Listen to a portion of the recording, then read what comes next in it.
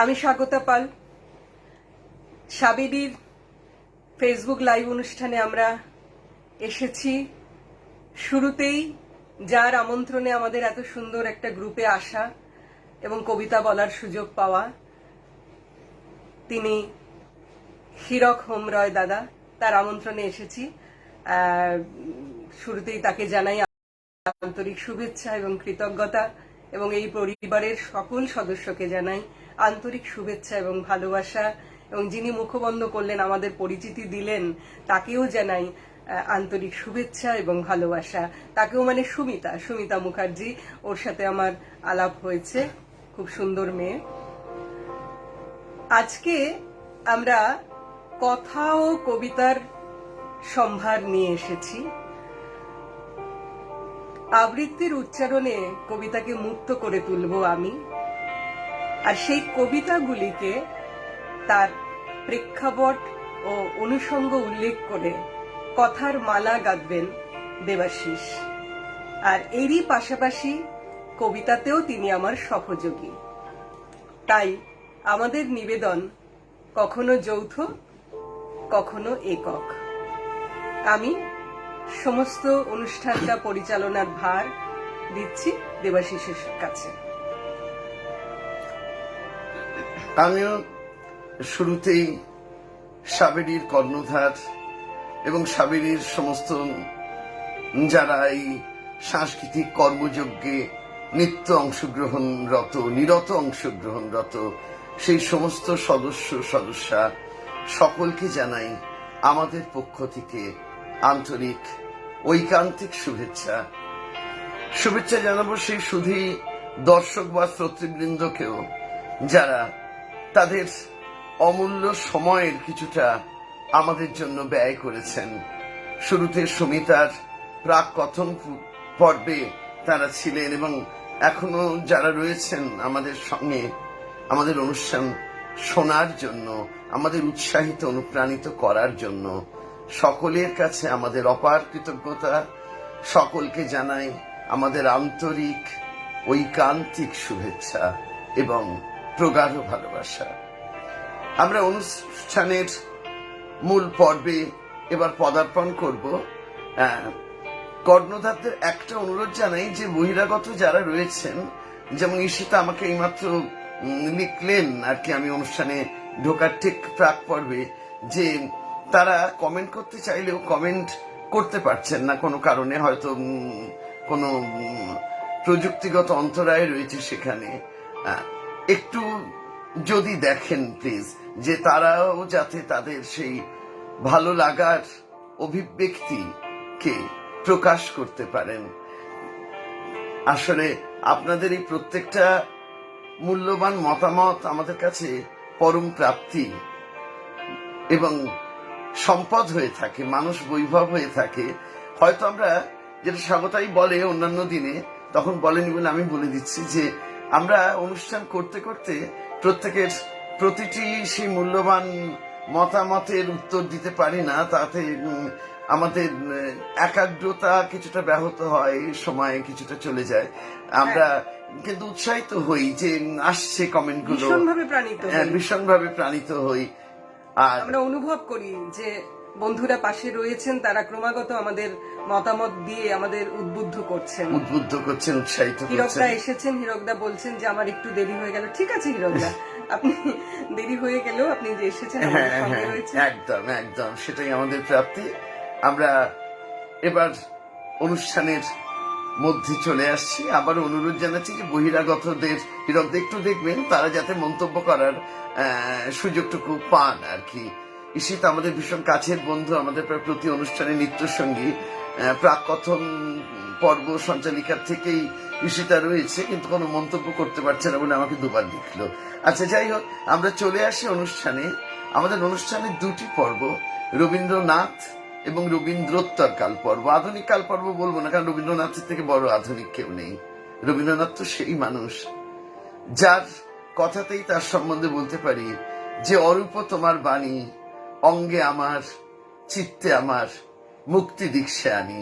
আর সেই মুক্তির অভিপ্সা নিয়ে আমরা কবিগুরুকে স্মরণ করি, কবিগুরুর চরণে প্রণত হই, এবং আলোকবর্তিকা হাতে তিনি আমাদের পথ দেখান। রামকৃষ্ণদেব বলেছিলেন যে নুনের পুতুল সাগরে নেমে গেলে তার কোনো স্বতন্ত্র অস্তিত্ব থাকে না। আমরাও ঠিক তেমনি ভাবে রবীন্দ্র ভাবনার সেই অসীম অনন্ত সাগরে যেন বিলীন হয়ে যায়। সে যেন আমাদের অস্মিতা বিলোপের সাধনা। আবার সেখান থেকে নবতর সমুজ্জ্বল চেতনায় আমরা উদ্বুদ্ধ হই।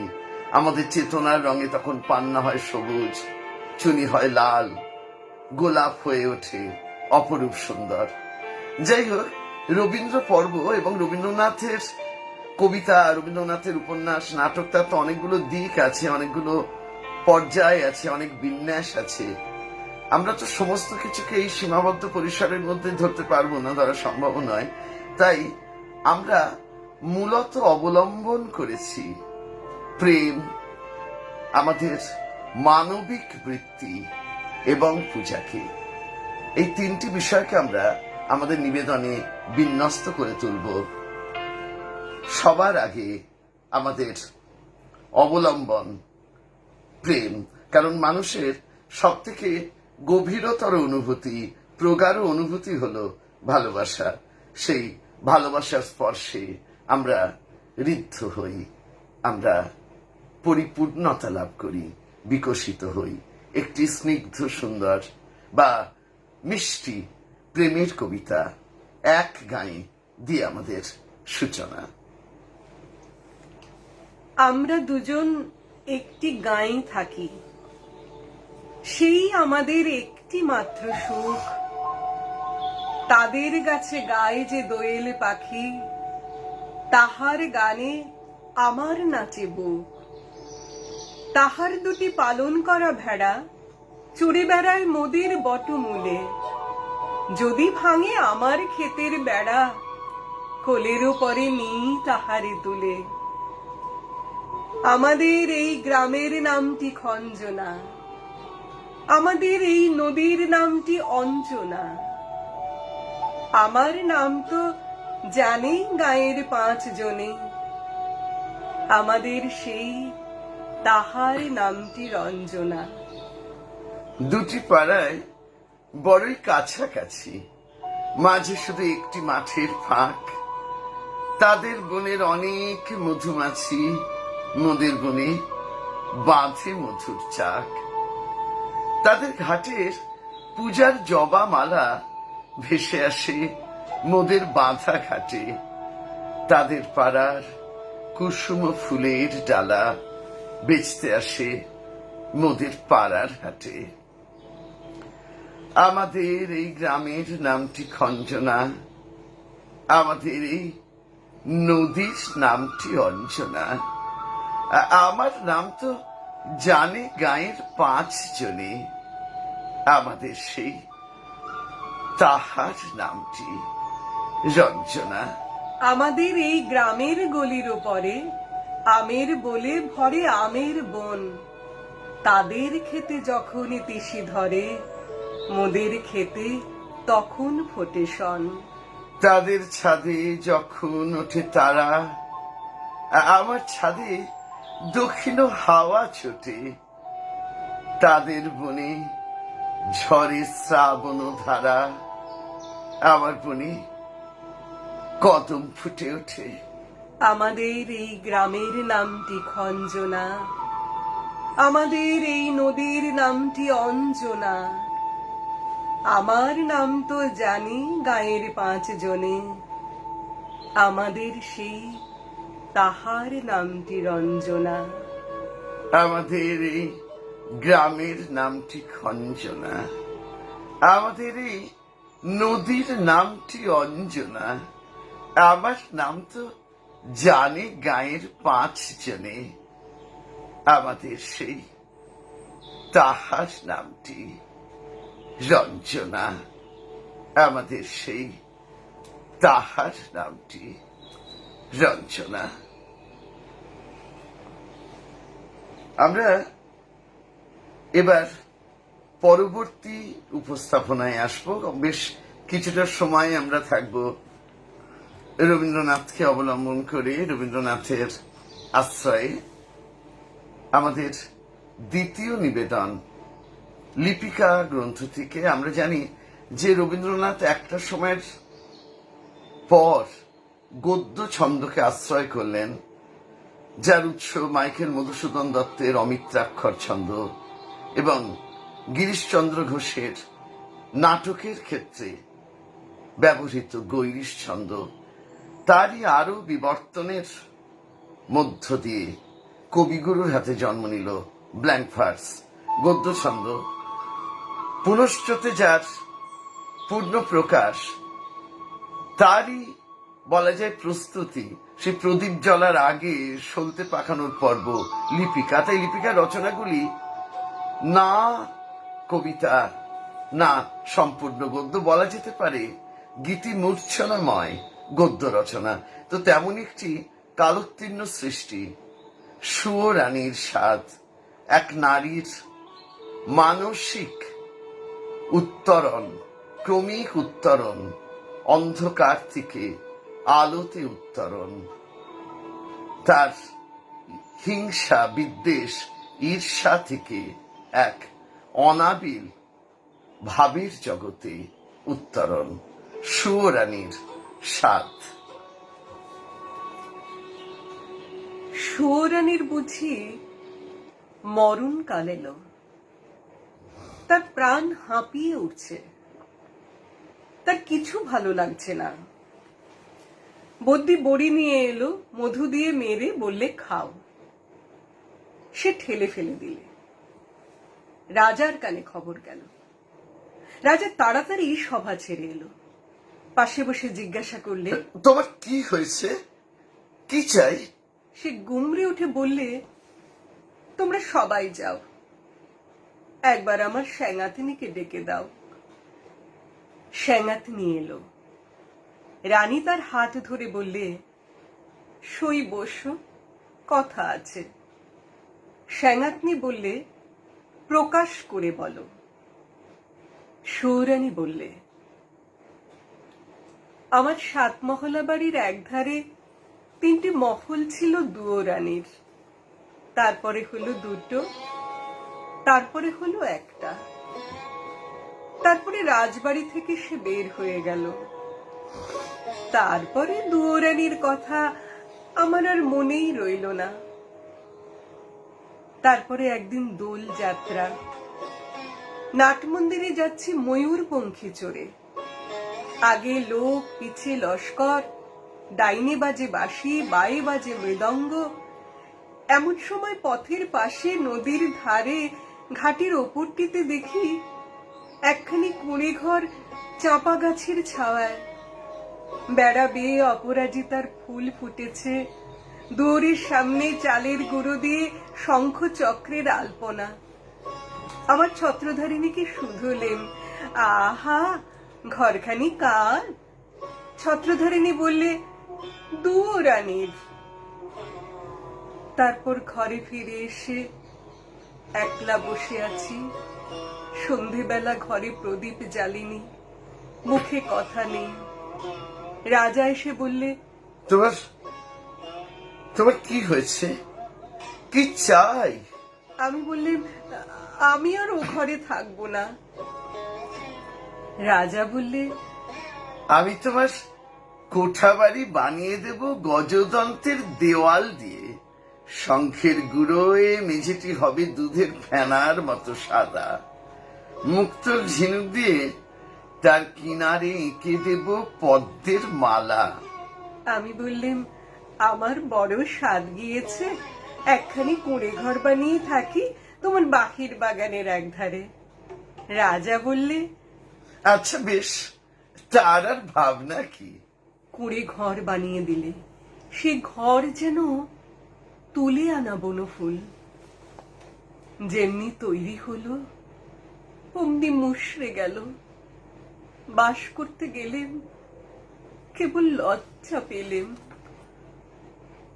তারপরে একদিন স্নান যাত্রা, নদীতে নাইতে গেছি, সঙ্গে 107 জন সঙ্গিনী। পালকি জলে নামিয়ে দিলে স্নান হলো। পথে ফিরে আসছি, পালকির দরজা একটু ফাঁক করে দেখি ও কোন ঘরের বউগা, যেন নির্মাল্যের ফুল, হাতে সাদা শাখা, পরনে লাল পেরে শাড়ি, স্নানের পর ঘড়ায় করে জল তুলে আনছে, সকালের আলো তার ভিজে চুলে আর ভিজে ঘড়ার উপর ঝিকিয়ে উঠছে। ছত্রধানের দিকে শুধুলেম, মেয়েটি কে, কোন দেব মন্দিরে তপস্যা করে? ছত্রধারী হাসতে হাসতে বললে, চিনতে পারলি না, ওই তো দুয়োরানী। তারপর ঘরে ফিরে এসে একলা বসে আছি, মুখে কথা নেই। রাজা এসে বললে, তোমার কি হয়েছে, কি চাই? আমি বললাম, আমার বড় সাধ, রোজ সকালে নদীতে নেয়ে মাটির ঘড়ায় করে জল তুলে আনবো বকুলতলার রাস্তা দিয়ে। রাজা বললে, আচ্ছা বেশ, তার আর ভাবনা কি? রাস্তায় রাস্তায় পাহারা বসলো, লোকজন গেল সরে। সাদা শাখা পরলেম, লাল পেরি শাড়ি, নদীতে স্নান করে ঘড়ায় করে জল তুলে আনলেন। দুয়ারের সামনে এসে মনের দুঃখে ঘড়া আছড়ে ভাঙলেন। যা ভেবেছিলেন তা তো হলো না, কেবল লজ্জা পেলেন।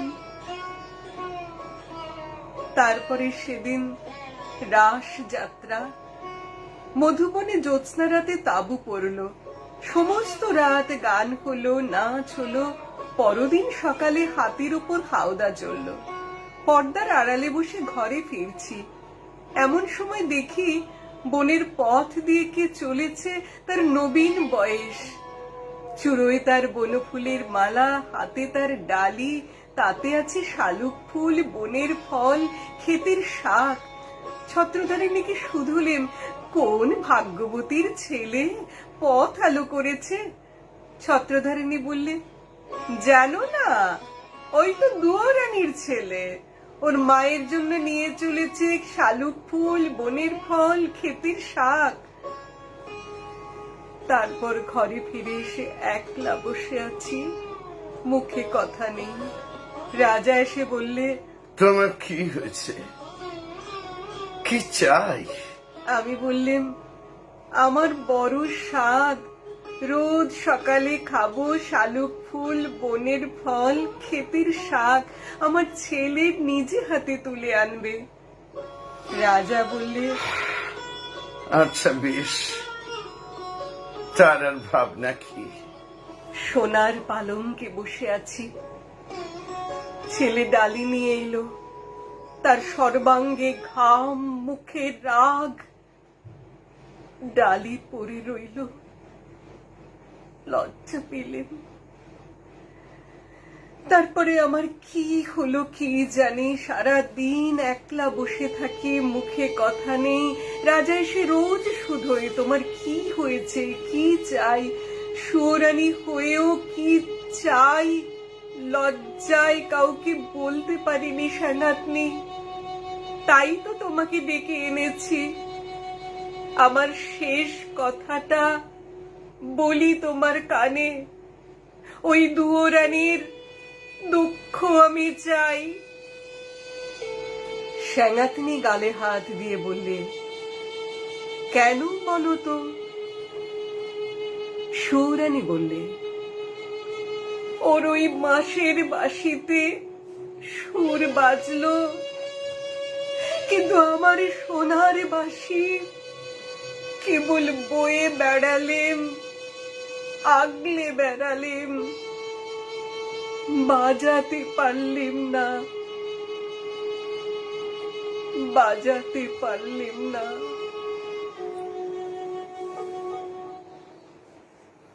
আসলে পরশ্রী কাতরতা, হিংসা, দেশ মানুষের অন্তরকেও বোধহয় কণ্টকাবৃত করে তোলে, আবিল করে তোলে।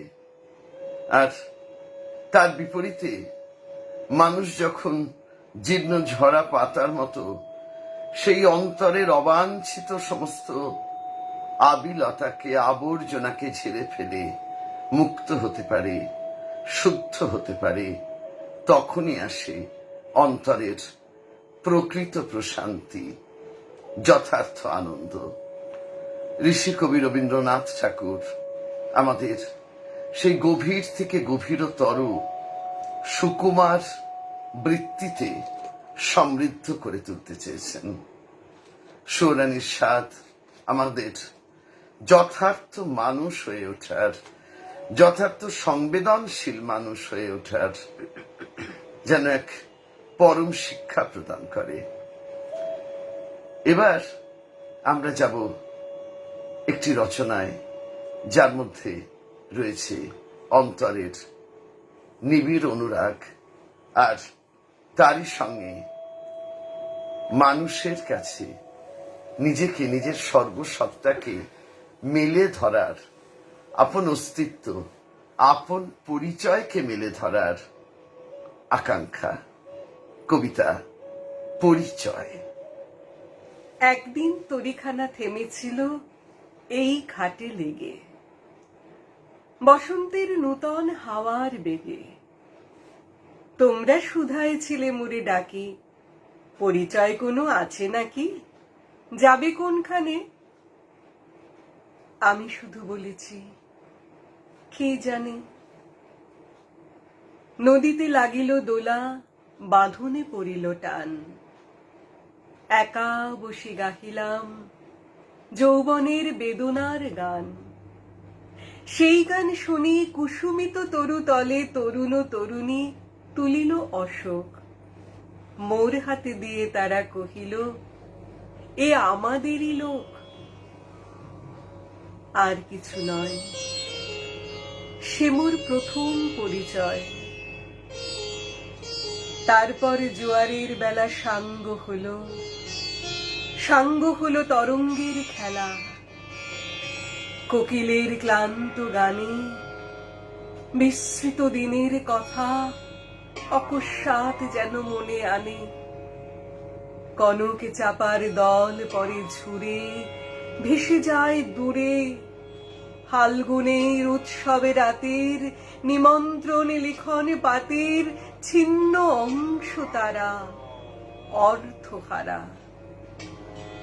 ভাটার গভীর টানে তরিখানা ভেসে যায় সমুদ্রের পানে।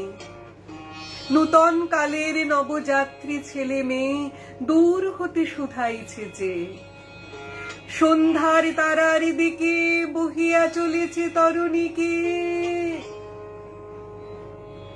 সেতারিতে বাঁধিলাম তার, গাহিলাম আর বার, মোর নাম এই বলি খ্যাত হোক, আমি তোমাদেরই লোক।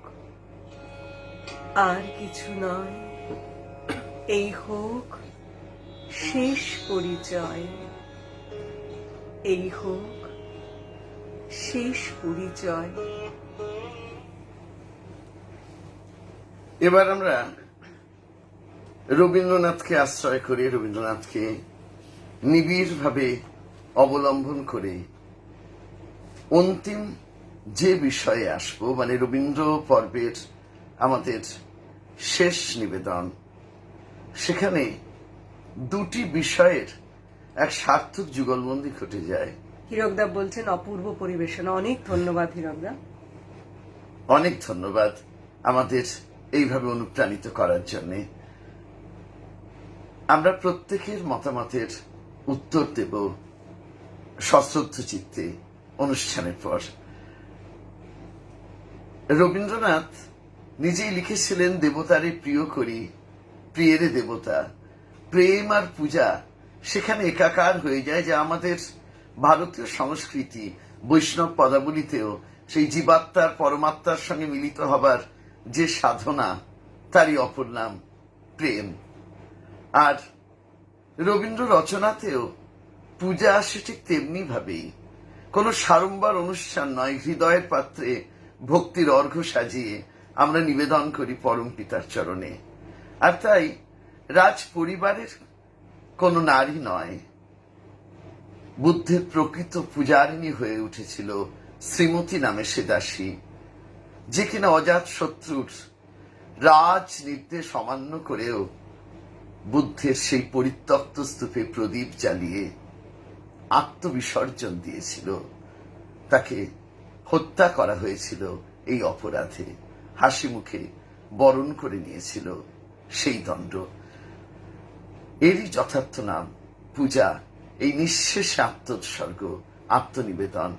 আরেকটি কথা, রবীন্দ্রনাথের এই যে পুনশ্চ কাব্যগ্রন্থ, একটু বলি, আজকের যে প্রজন্ম, আমাদের পরবর্তী যে প্রজন্ম, তাদের মধ্যে পত্র রচনার চল সেভাবে নেই। এখন SMS, হোয়াটসঅ্যাপ, নানাভাবে নানা রকম এই যে প্রযুক্তি, টেলিপ্রযুক্তি, টেলিগ্রাম, ফেসবুক মেসেঞ্জার, তাকে আশ্রয় করে আমাদের সেই যে ইনল্যান্ড লেটার, পোস্টকার্ড, সেগুলো সমস্ত যেন হারিয়ে গেছে বিষাদময় অতীতের জবনিকার অন্তরালে। তো একটা সময় তো আমরা চিঠি লিখতাম, আর সেই চিঠি যখন আমরা লিখতাম, অনেক সময় খুব দরকারি কথা শেষে মনে পড়ে গেলে তখন পত্রের শেষে সেই জরুরি কথাটি লেখার জন্য আমরা লিখতাম পুনশ্চ বলে সেই গুরুত্বপূর্ণ কথাটা বলতাম। রবীন্দ্রনাথও তার দীর্ঘ জীবন পর্যটনের পর একেবারে অন্তিম পর্যায়ে সে উপলব্ধি করলেন যে অনেক গুরুত্বপূর্ণ কথা বলা হয়নি, ব্রাত্য অবহেলিত অন্তজ মানুষের কথা বলা হয়নি, সাধারণ মেয়েটার কথা, ছেলেটার কথা, বলা হয়নি ছেঁড়া কাগজের ঝুড়ির কথা, কোপাই খোয়াইয়ের কথা, হরিপদ কিরানির কথা, আর সেই সব অন্তজ মানুষের কথা যাদের নিয়ে লিখলেন সূচি, প্রথম পূজার অঙ্গে যিনি, তাদের অবহেলিত জীবন এবং তাদের লোকায়ত বিশ্বাস, ধর্ম, এই সব কিছু নিয়ে একটি অনন্য সাধারণ কালোত্তীর্ণ নিবেদন, প্রথম পূজা। আমাদের নিবেদনে প্রথম পূজা। ত্রিলোকেশ্বরের মন্দির। লোকে বলে স্বয়ং বিশ্বকর্মা তার ভিত পত্তন করেছিলেন কোন মান্ধাতার আমলে। স্বয়ং হনুমান এনেছিলেন তার পাথর বহন করে। ইতিহাসের পণ্ডিত বলেন এ মন্দির কিরাত জাতের গড়া, এ দেবতা কিরাতের।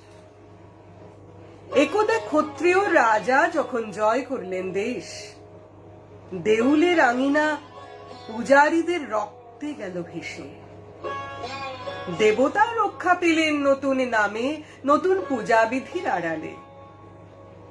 হাজার বৎসরের প্রাচীন ভক্তিধারার স্রোত গেল ফিরে, কিরাত আজ অস্পৃশ্য। এ মন্দিরে তার প্রবেশ পথ লুপ্ত। কিরাত থেকে সমাজের বাইরে, নদীর পূর্ব পারে তার পাড়া। সে ভক্ত, আজ তার মন্দির নেই, তার গান আছে, নিপুণ তার হাত, অভ্রান্ত তার দৃষ্টি। সে জানে কি করে পাথরের উপর পাথর বাঁধে, কি করে পিতলের উপর রূপোর ফুল তোলা যায়, কৃষ্ণশিলায় মূর্তি গড়বার ছন্দটা কি।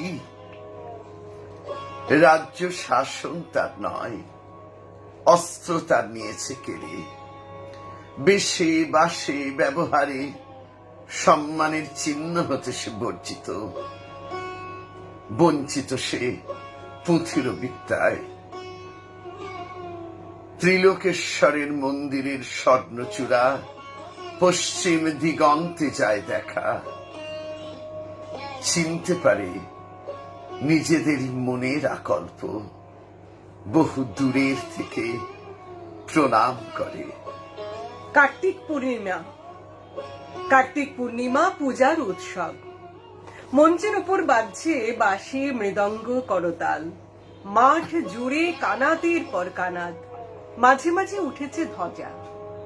পথের দুধারে ব্যাপারীদের পসরা, তামার পাত্র, রূপোর অলংকার, দেবমূর্তির পট, রেশমের কাপড়, ছেলেদের খেলার কাঠের ডমরু, মাটির পুতুল, পাতার বাঁশি, অর্ঘের উপকরণ, ফল, মালা, ধূপ, বাতি, ঘরা ঘরা তীর্থবাড়ি। বাজিকর তারস্বরে প্রলাপ বাক্যে দেখাচ্ছে বাজি, কথক পড়ছে রামায়ণ কথা। উজ্জ্বল বেশে সশস্ত্র প্রহরী ঘুরে বেড়ায় ঘোড়ায় চড়ে। রাজ অমাত্য হাতির ওপর হাওদায় সমুদ্রকে বেজে চলেছে শিঙা। কিং খাবে ঢাকা পালকিতে ধনী ঘরের গৃহিণী, আগে পিছে কিঙ্করের দল। সন্ন্যাসীর ভিড় পঞ্চবটের তলায়, নগ্ন জটাধারী ছাই মাখা। মেয়েরা পায়ের কাছে ভোগ রেখে যায়, ফল, দুধ, মিষ্টান্ন, ঘি, আতপ তন্ডুল। থেকে থেকে আকাশে উঠছে চিৎকার ধ্বনি, জয় ত্রিলোকেশ্বরের জয়, জয় ত্রিলোকেশ্বরের জয়। কাল আসবে শুভ লগ্নে রাজার প্রথম পূজা, স্বয়ং আসবেন মহারাজা রাজ হস্তিতে চলে। তার আগমন, পথের দুই ধারে সারি সারি কলার গাছে ফুলের মালা, মঙ্গল ঘটে আম্র পল্লব, আর ক্ষণে ক্ষণে পথের ধুলায় সেচন করছে গন্ধ বাড়ি। শুক্ল ত্রয়োদশীর রাত, মন্দিরে প্রথম প্রহরের শঙ্খ, ঘণ্টা, ভেরি, পটহ থেমেছে। আজ চাঁদের উপরে একটা ঘোলা আবরণ, জ্যোৎস্নাথ ঝাপসা, যেন মূর্ছার ঘোর লাগলো। বাতাস রুদ্ধ, ধোঁয়া জমে আছে আকাশে। গাছপালাগুলো যেন শঙ্কায় আড়ষ্ট। কুকুর অকারণে আর্তনাদ করছে কোন অলক্ষ্যের দিকে তাকিয়ে। হঠাৎ গম্ভীর ভীষণ শব্দ শোনা গেল মাটির নিচে। পাতালির দানবেরা যেন রণদামামা বাজিয়ে দিলে গুরু গুরু গুরু গুরু। মন্দিরের শঙ্খ ঘণ্টা বেজে উঠল প্রবল শব্দে। হাতি বাঁধা ছিল, তারা বন্ধন ছিঁড়ে গর্জন করতে করতে ছুটল চারদিকে, যেন ঘূর্ণিঝড়ের মেঘ। তুফান উঠল মাটিতে, ছুটল উট, মহিষ, গরু, ছাগল, ভেড়া ঊর্ধ্বশ্বাসে পালে পালে। হাজার হাজার দিশাহারা মানুষ আত্মস্বরে ছুটে বেড়ায়, চোখে তাদের ধাঁ ধাঁ লাগে। আত্মপরের ভেদ ভুলে কে কাকে দেয় দোলে। মাটি ফেটে ফেটে ওঠে ধোঁয়া, ওঠে গরম জল। ভীম সরোবরের দিঘি বালির নিচে গেল শুষে। মন্দিরের চূড়ায় বাঁধা বড় ঘণ্টা দুলতে দুলতে বাজতে থাকলো ঢং ঢং। আচমকা ধ্বনি থামলো একটা ভেঙে পড়ার শব্দে। পৃথিবী যখন স্তব্ধ হলো, পূর্ণ প্রায় চাঁদ তখন হেলেছে পশ্চিম দিকে। আকাশে উঠছে জ্বলে ওঠা কানাত গুলোর ধোঁয়ার কুণ্ডলী। জ্যোৎস্নাকে যেন অজগর সাপে জড়িয়েছে। পরদিন আত্মীয়দের বিলাপে দিক বিদিক যখন শোকার্ত, তখন রাজ সৈনিক দল মন্দির ঘিরে দাঁড়ালো, পাছে অসুচিতার কারণ ঘটে। রাজমন্ত্রী এলো, দৈবজ্ঞ এলো, স্মার্ত পণ্ডিত এলো। দেখলে বাহিরের প্রাচীর ধূলিসাৎ, দেবতার বেদির ওপরের ছাদ পড়েছে ভেঙে। পণ্ডিত বললে, সংস্কার করা চাই আগামী পূর্ণিমার পূর্বেই, নইলে দেবতা পরিহার করবেন তার মূর্তিকে। রাজা বললেন, সংস্কার করো। মন্ত্রী বললেন, ওই কিরাতরা ছাড়া কে করবে পাথরের কাজ? ওদের দৃষ্টি কলুষ থেকে দেবতাকে রক্ষা করব কি উপায়ে? কি হবে মন্দির সংস্কারে যদি মলিন হয় দেবতার অঙ্গ মহিমা? কিরাত দলপতি মাধবকে রাজা আনলেন ডেকে। বৃদ্ধ মাধব শুক্ল কেশের ওপর নির্মল সাদা চাদর জড়ানো, পরিধানে পীত ধরা, তাম্রবর্ণ দেহ কোটি পর্যন্ত অনাবৃত। দুই চক্ষু সকরুণ নম্রতায় পূর্ণ। সাবধানে রাজার পায়ের কাছে রাখলে এক মুঠো কুন্দ ফুল, প্রণাম করলে স্পর্শ বাঁচিয়ে। রাজা বললেন, তোমরা না হলে দেবালয়ের সংস্কার হয় না, আমাদের পরে দেবতার ওই কৃপা। এই বলে মাধব দেবতার উদ্দেশ্যে প্রণাম জানালে। নৃপতি নৃসিংহ রায় বললেন, চোখ বেঁধে কাজ করা চাই, দেব মূর্তির ওপর যেন দৃষ্টি না পড়ে। পারবে?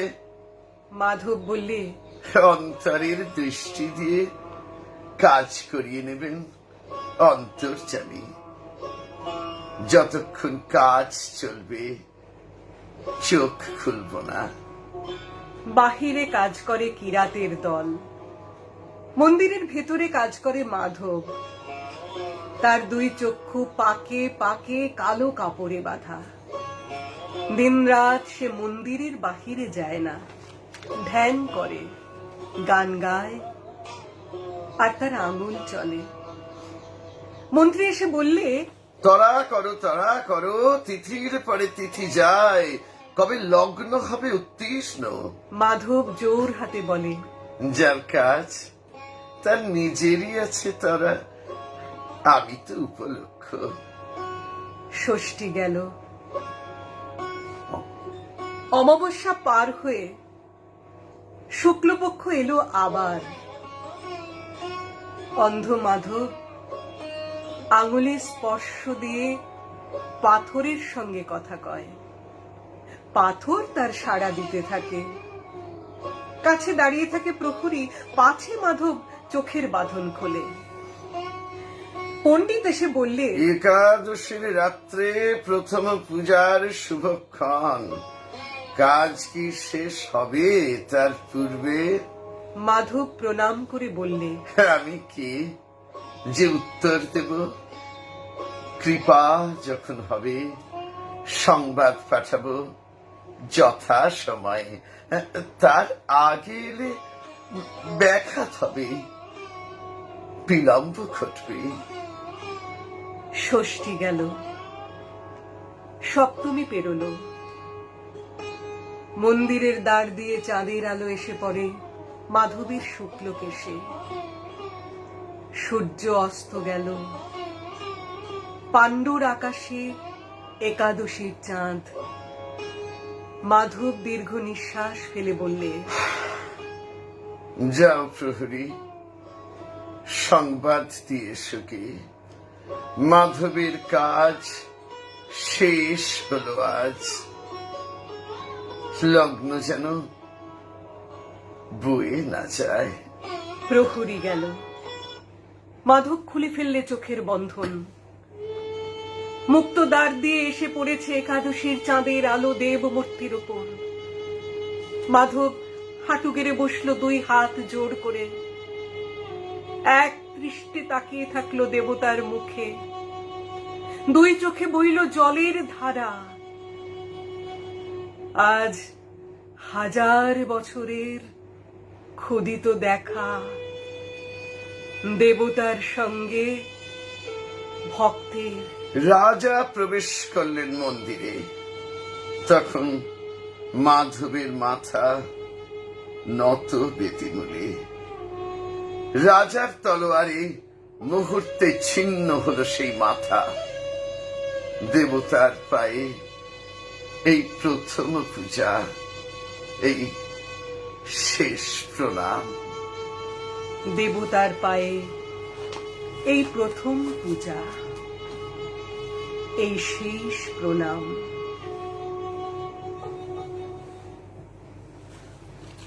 সাঙ্গ হলে মেঘের খেলা, শুরু হবে বৃষ্টি ঢালা। জীবনে ফুল ফোটা হলে মরণে ফল ফুলবে। শেষ নাই যার, শেষ কথা কে বলবে? আমাদের অস্তিত্বের, জাগতিক অস্তিত্বের এই যে হারিয়ে যাওয়া, ফুরিয়ে যাওয়া, এখানেই তো তার শেষ নয়। এই যে নিজেকে নিবেদন করা, আত্মনিবেদন, এর মধ্য দিয়ে আমাদের অস্তিত্বের বৃক্ষ পত্রে পুষ্পে পল্লবিত হয়ে ওঠে। আর মৃত্যু, সেই পরম মহিমান্বিত মৃত্যু তো অমৃতেরই নামান্তর। উপনিষদের ভাষায় অসতমা সদ্গময় তমসৌ মা জ্যোতির্গময় মৃত্যুর মা অমৃতং গময়। সেই আনন্দ রূপম মৃতঙের কথাই রবীন্দ্রনাথ ব্যক্ত করেছেন তার পূজা পর্বের প্রতিটি রচনায়। আমরা এতক্ষণ সেই আমাদের প্রাণের ঠাকুরকে আরাধনা করলাম, তারই সৃজন কর্মের মাধ্যমে সম্পন্ন হলো আমাদের গঙ্গা জলে গঙ্গা পুজো। এবার আমরা রবীন্দ্র পরবর্তী যে পর্যায়ে আসছি, সেখানে গৌরীচরণ ভট্টাচার্য বলছেন, প্রথম পূজার সূচনার ভাষ্য মনোমুগ্ধকর। সমগ্র অনুষ্ঠানটি উপস্থাপনার গুণে বেশ আকর্ষক। আমার শুভেচ্ছা রইল। অনেক ধন্যবাদ, অনেক ধন্যবাদ আপনাকে। আপনাদের প্রত্যেকের এই যে শুভেচ্ছা, হিরকদা বলছেন অসাধারণ, এই ভালোবাসা আমাদের নিরন্তর সঞ্জীবিত করে, অনেকটা এবং সমৃদ্ধ, আমাদের আত্মবিশ্বাস বাড়িয়ে তোলে। আর এখন তো আমাদের সঞ্চালিকাও বলেছিলেন, সুমিতা নাম বোধহয়, যে আমরা খুব বিষাদের মধ্যে থাকি, সাবেরির মতন বিভিন্ন সংস্থার এই যে ডিজিটাল প্ল্যাটফর্মে আমরা অনুষ্ঠান করি, সেই অনুষ্ঠানের মধ্য দিয়ে আমরা আবার সঞ্জীবিত হয়ে উঠি, বারবার সঞ্জীবিত হয়ে উঠি। তাই আপনাদের প্রশংসা, আপনাদের ভালোবাসা, আপনাদের উপস্থিতি, আপনাদের সান্নিধ্য, আপনাদের সাহচর্য আমাদের কাছে মৃত সঞ্জীবনী সুতার মতন। ওই যে বললাম, আনন্দ রূপামৃতং। আচ্ছা, এবার আমরা চলে আসবো আমাদের পরবর্তী পর্যায়ে। আর সেই পর্যায়ের সঙ্গে রয়েছে একটি বিশেষ ঋতু, যেখানে আমরা দাঁড়িয়ে রয়েছি শরৎকাল। আর শরৎকাল মানেই দেবী মহামায়ার আগমন, শারদোৎসব। এখনো পুজো আমাদের কাছ থেকে বেশ কিছুটা দূরে, কিন্তু তবুও আমাদের প্রত্যেকের মনে প্রাণে যেন সেই খুশির ছোঁয়া লাগতে শুরু করেছে। রবীন্দ্রনাথ বলেছেন, এসেছে শরৎ হিমের পরশ, লেগেছে হাওয়ার পরে, সকাল বেলায় ঘাসেরও আগায় শিশিরের রেখা ঝরে। তো সেই শরৎকে আমরা অনুভব করতে পারছি আমাদের মনের মধ্যে, আমাদের অস্তিত্বের মধ্যে, আমাদের অন্তরাত্মার মধ্যে। কিন্তু সেই শরৎ এলেও শরতের খবর কি সবাই পায়? সবাই পায় না। সব সময় ঠিক বার্তা ঠিকভাবে পৌঁছয় না। আর পৌঁছয় না যখন কবির কল্পনায়, সেই মুহূর্তে শরৎও যেন থমকে দাঁড়ায়। সম্ভবত রতনতনু ঘাটির একটি অনবদ্য রচনা এই শরতের প্রেক্ষাপটে মর্মস্পর্শী একটি রচনা, তোতন ফিরলে বাড়ি, আমাদের নিবেদনে এই মুহূর্তে।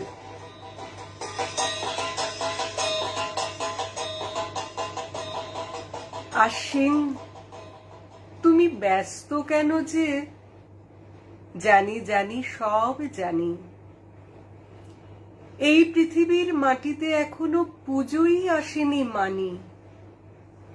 এখানে এখনো কাশ ফোটেনি তো, শিউলির মুখ ভার। দিঘি ভরা জলে পদ্মেরা বলো, কখন ফুটবে আর? সাদা মেঘেরাও কোথায় যে গেছে, চোখ দুটো ছলো ছলো।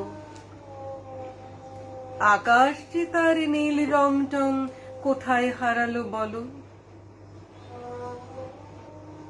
আশ্বিন, তুমি যত ভাবো আর যত করো ডাকাডাকি, কেউ আসবে না এই পৃথিবীতে, আমি শুধু বলে রাখি।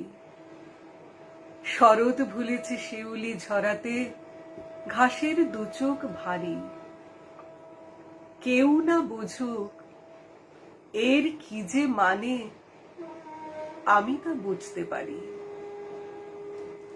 আশ্বিন, তুমি খোঁজ পেয়েছ কি কেন সকলের আড়ি? তোতন নামের একটি সে ছেলে এখনো ফেরেনি বাড়ি। হস্টেলে আছে, পরীক্ষা তার, পড়তে পড়তে একা ঘুমিয়ে পড়েছে বলে মহালয়া দেয়নি তো তাকে দেখা। পুজোর খবর জানাবে বলে পুজো গিয়েছিল ছুটে। তোতন তোতন, কত কাশফুল, পড়া ফেলে দেখো উঠে। পড়ায় ভীষণ ব্যস্ত ছিল সে, কিছুই শোনেনি কানে। আশ্বিন, তুমি এসব জানোই, আর সবাই জানে।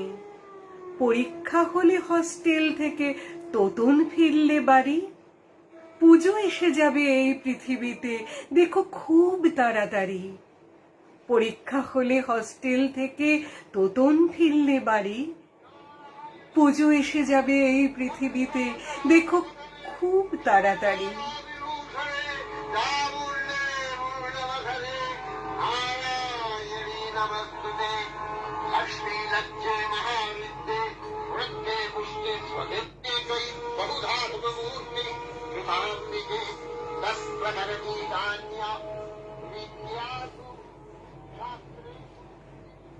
এমনি ভাবেই শরৎ আসে আমাদের কাছে, আমাদের উৎসব, সে আনন্দের ছোঁয়া যদি প্রত্যেকের মনের মধ্যে সমভাবে সঞ্চারিত না হয়ে যায়, তাহলে বোধহয় কোথাও উৎসব থমকে দাঁড়ায়, তার আনন্দের রেশও ব্যাহত হয়, রুদ্ধ হয়ে যায়।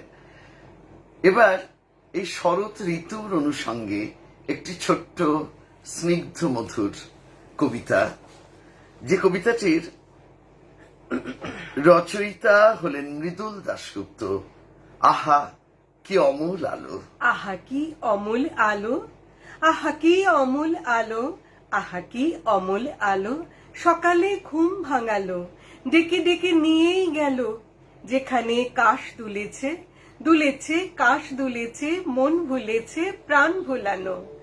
আহা কি সোনা সোনা, আহা কি হিরে হিরে, রোদে দেখ ঘুম মিশেছে, গান গান শান্ত নীরে।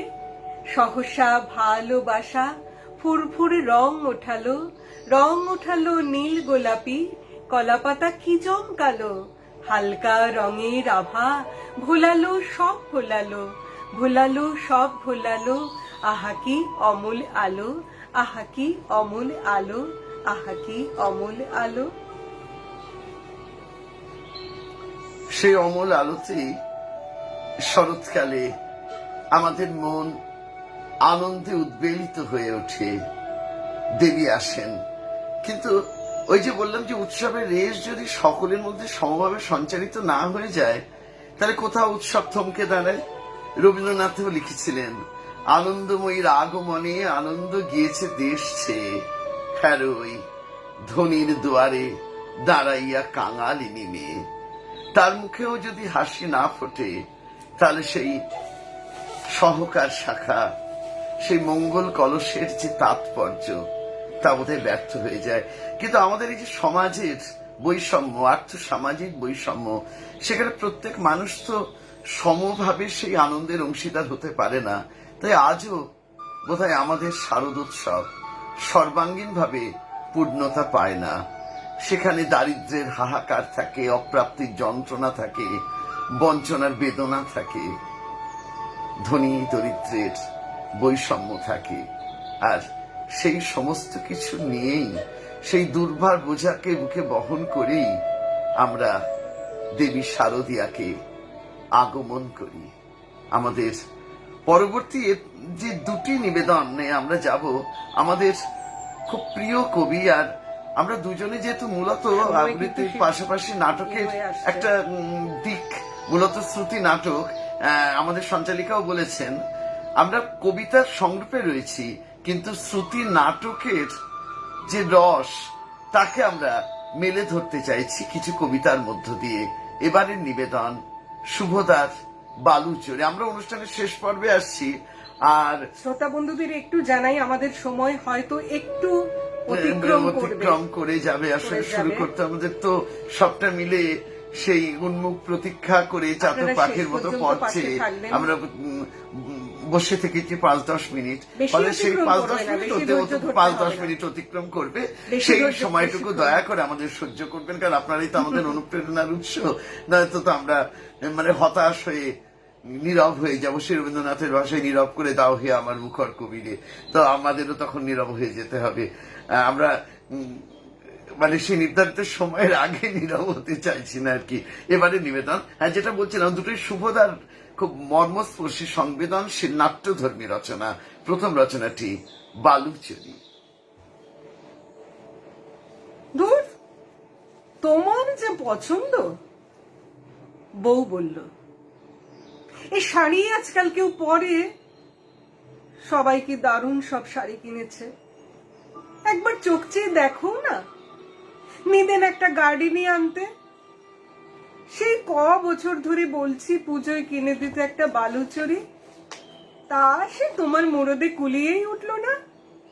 ধুর, এ শাড়ি আমি চাই না। রাগ করে বউ ঘরের ভেতর ঢুকে গেল। শাড়ির খালি প্যাকেট হাতে নিয়ে বিমলেন্দু বারান্দায় দাঁড়িয়ে থাকলো অনেকক্ষণ। অফিসে শ্যানলাদার কাছে 200 টাকা ধার নিয়েছিল, তার সঙ্গে নিজের আরো 100 যোগ করে বউয়ের পুজোর শাড়ি কিনেছে। বউয়ের মন ভরেনি, মনটা তেতো হয়ে গেল। কেনবার সময় ভেবেছিল শাড়িটা হাতে পেয়ে বউ আনন্দে লাফিয়ে উঠবে, আহ্লাদে গলে যাবে, কিন্তু হঠাৎ রাগ চড়ে গেল মাথায়। ভেবেছোটা কি আমার কি পয়সার গাছ আছে? আমি কি পুলিশ না নেতা যে চাইলেই ব্যাগ ভর্তি টাকা?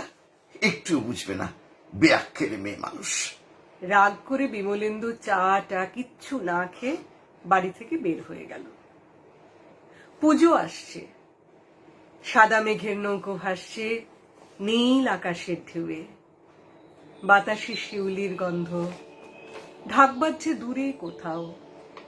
পুজো আসছে, গড়িয়াহাট হাতিবাগানে ভিড়ে থই থই বাজার, ঝলমলে আলোর মেলায় ঝকঝকে চেহারার নারী পুরুষ বাজার করছে কি সব দামি শাড়ি।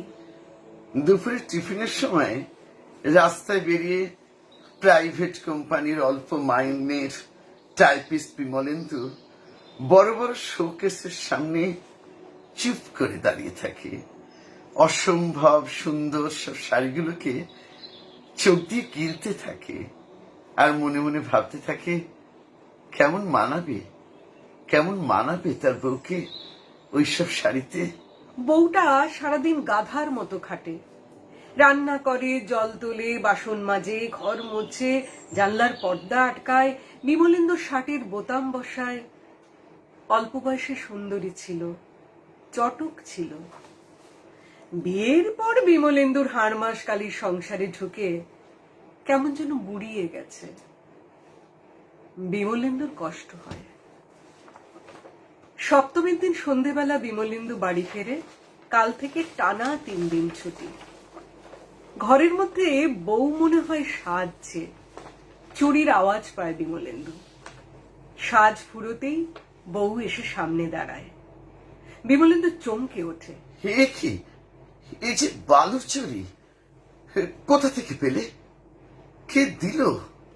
বালুচরি গায়ে জড়িয়ে বউ হাসলো খুশির হাসি। তারপর হঠাৎই আদুরে গলায় জিজ্ঞেস করলো, কেমন দেখাচ্ছে আমায়? বলো না, মানায়নি? হতবাক বিমলেন্দু আবার জিজ্ঞেস করলো, কে দিল বালুচরি? বলো না, মানায়নি? বিমলেন্দু মন্ত্রমুগ্ধের মতো বলল, অপূর্ব। পাশের বাড়ির রমা বৌদির শাড়ি আমাকে দিয়ে গেছে লন্ড্রিতে কাচতে দিতে। ওরা তো পুজোয় বেড়াতে গেল সাউথ ইন্ডিয়া, আমি সন্ধ্যের সময় লন্ড্রিতে গিয়ে দিয়ে আসবো, তার আগে একটু পরে নিলাম শাড়িটা, কি অপূর্ব। হ্যাঁ হ্যাঁ গো, ভালো দেখাচ্ছে না আমায়? বিমলেন্দু কথা বলতে পারল না। নিজের হাতের আঙুলগুলো দেখতে লাগলো মাথা নিচু করে। টাইপ করতে করতে আঙুলগুলো যেন ক্ষয়ে গেছে।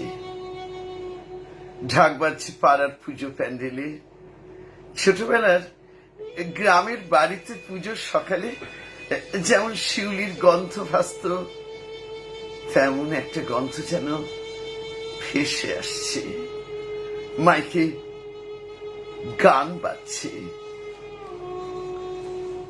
বারান্দায় একা এসে দাঁড়ালো বিমলেন্দু। তারপর 2 চোখ জলে ভরে এলো। বিমলেন্দু কাঁদতে লাগলো, একা। অনেকক্ষণ পর বউ এসে দাঁড়ালো বারান্দায়। পরনে সাধারণ ছাপা শাড়ি, বিমলেন্দুর পিঠে হাত রাখলো সুমিতা, তারপর হেসে বলল, কি গো, রাগ করেছো পরের শাড়ি পরেছি বলে? রাগ করো না, দেখো আমি তো মেয়ে, মেয়ের একটু এরকম হয়। শোনো, তোমার আনা শাড়িটা না খুব সুন্দর হয়েছে। অষ্টমীর দিন ওই শাড়িটা পরে তোমার সঙ্গে ঠাকুর দেখতে যাব, কেমন? যাই, লন্ডি থেকে ঘুরে আসি।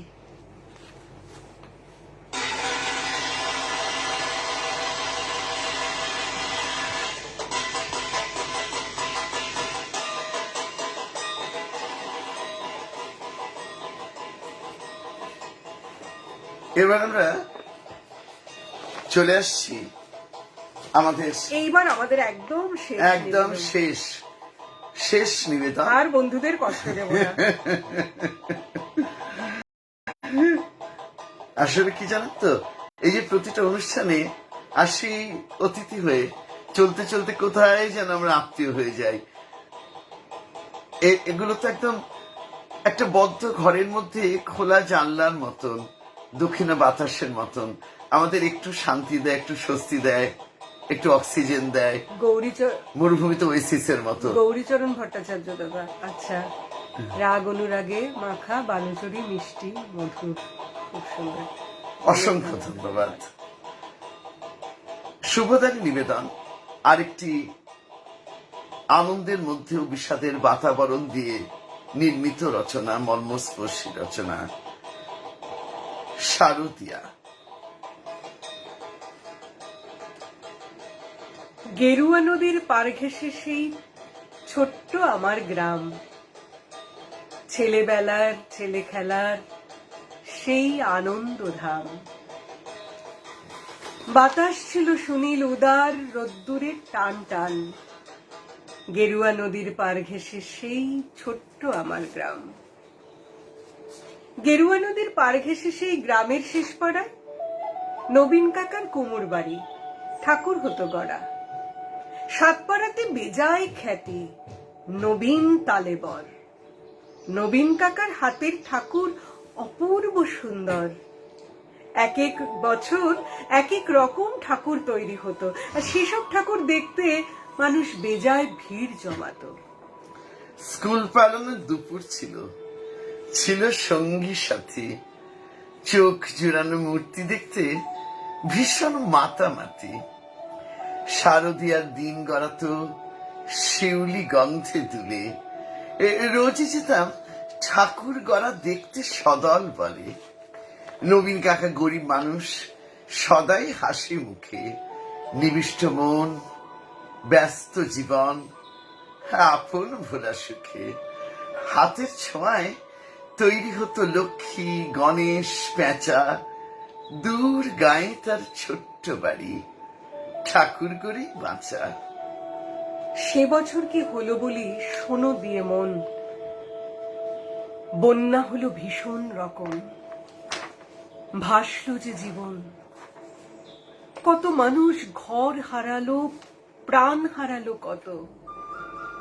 গোটা গাঁয়ের বুকটা জুড়ে হাজার আঘাত ক্ষত। ধানের জমি পাটের ক্ষেতে জল থই থই বান। সর্বনাশের কান্না ঘেরা হাজার নিঃস্ব প্রাণ।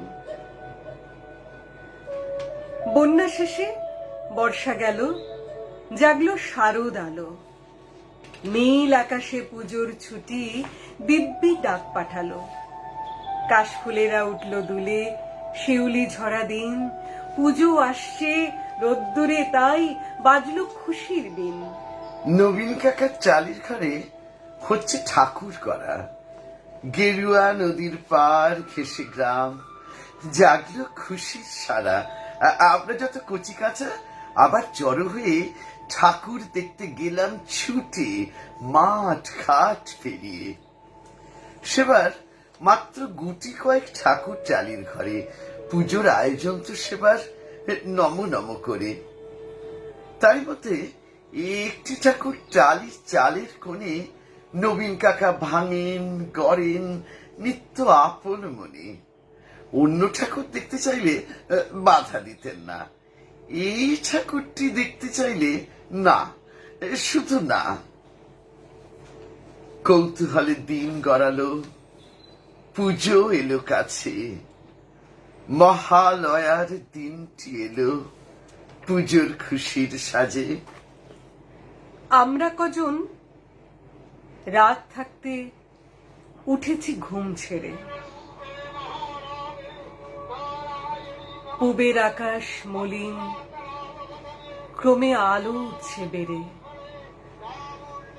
অন্ধকারে চুপি সারে গুটি গুটি পায় আমরা হাজির নবীন কাকার ঘরের কিনারায়। চুপটি করে দরজা ঠেলে ভেতর পানে গিয়ে দেখি কাকা চোখ আঁকছেন সমস্ত মন দিয়ে। আমরা অবাক দেখছি চুপটি করে নবীন কাকার হাতের কপির অল্প আলো ঘরে। চোখ আঁকা যেই সাঙ্গ হলো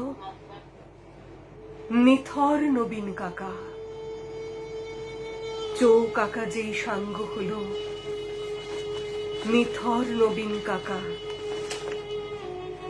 অঝোর ধারায় কেঁদেই চলেন, দুহাতে মুখ ঢাকা। কাঁদছে শিল্পী, নীরব বিশ্ব,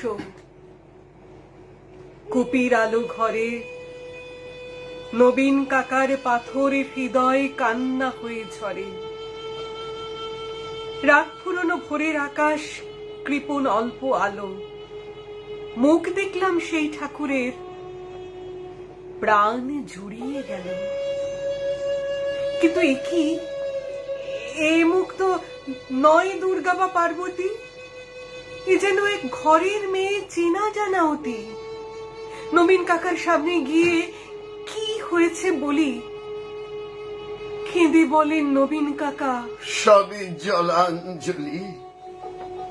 শ্রাবণ মাসে বন্যা হলো, গেল অনেক কিছু, মারণ ব্যাধি এলো তখন বানের পিছু পিছু।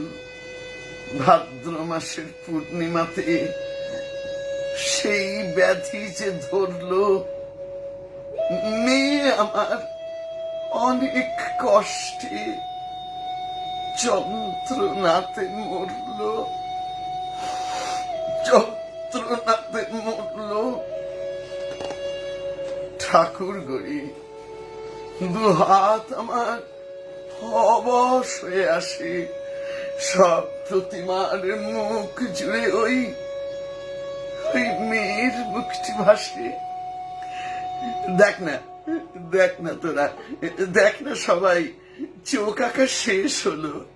দেখ না, দেখ না, এই তো মেয়ে আমার হাসছে ঝলমল, মেয়ে আমার হাসছে ঝলমল। কোথায় গেলি, কোথায় গেলি মারে আমার, কোথায় তোকে পাই? মূর্তি করে খুঁজি তোকে, মূর্তিতে তুই নাই, মূর্তিতে তুই নাই। ষষ্ঠী এলে বোধন দেবীর প্রাণ প্রতিষ্ঠা হবে, জাগবে ঠাকুর। কিন্তু কিন্তু আমার আমার আমার মেয়ে ফিরবে কবে? আমার মেয়ে ফিরবে কবে? কেউ কি কোনো মন্ত্র জানো? বলো না, কেউ কি কোনো মন্ত্র জানো?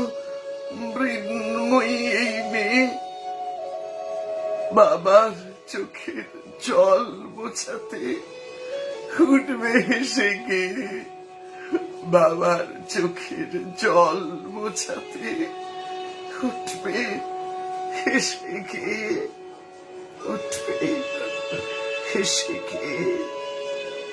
আমরা অবাক। মহালয়ার ভোরে শিউলি ঝরে, কি নিদারুণ ঠাকুর পূজা নবীন কাকার ঘরে। কি নিদারুণ ঠাকুর পূজা নবীন কাকার ঘরে।